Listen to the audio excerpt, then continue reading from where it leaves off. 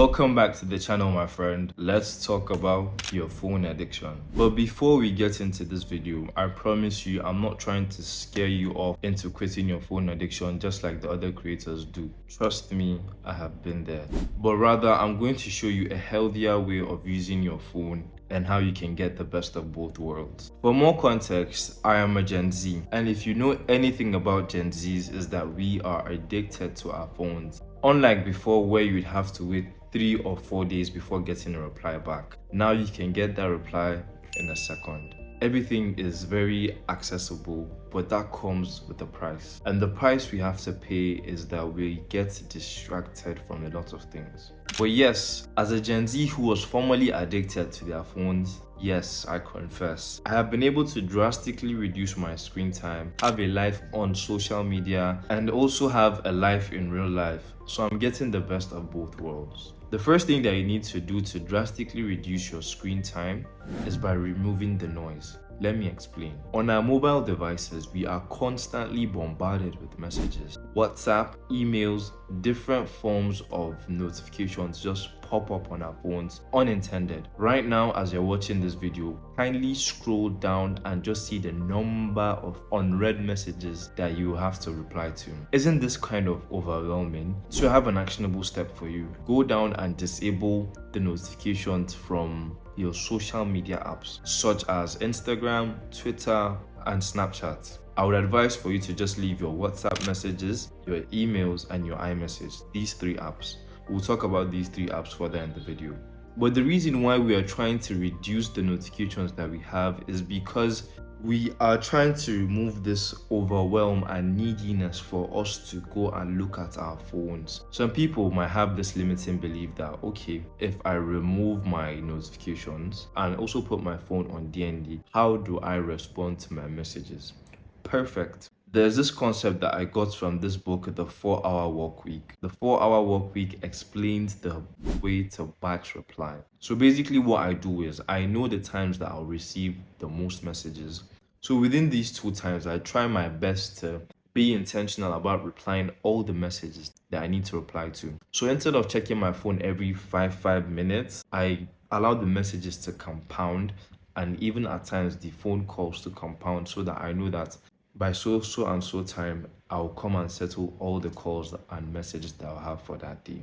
And the next thing that'll help you to drastically reduce the way you spend your time on your phone, let's just address the elephant in the room: social media. We know that social media is one of the biggest reasons why you go on your phone. You want to check the latest trends, you want to check what is happening now, and you also want to connect with your phone.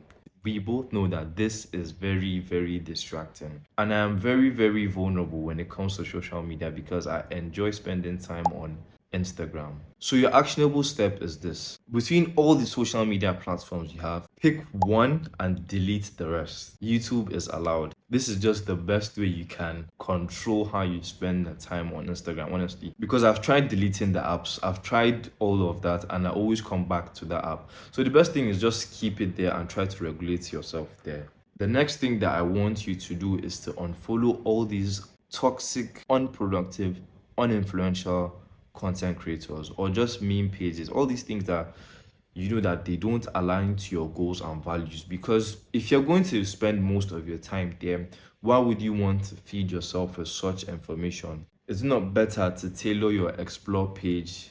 The information they are going to get is something that you use later on. Like all this productivity advice, motivational speeches, all these things are really, really good, and you can tailor your feed to that. But now I want us to talk about how you use iMessage and your WhatsApp. iMessage and WhatsApp, these are the healthiest platforms for me because the people that I message on my iMessage and my WhatsApp, I automatically know that these guys are high priority individuals, that they can access me at any time because they don't distract me and they are people that I want to keep close by. But for the rest, honestly, just stick to batch replies for them. But for your WhatsApp and your iMessage contacts, you bring them closer to you. Those are the guys that, okay, that if you see their notifications that yes, I need to reply to these people urgently.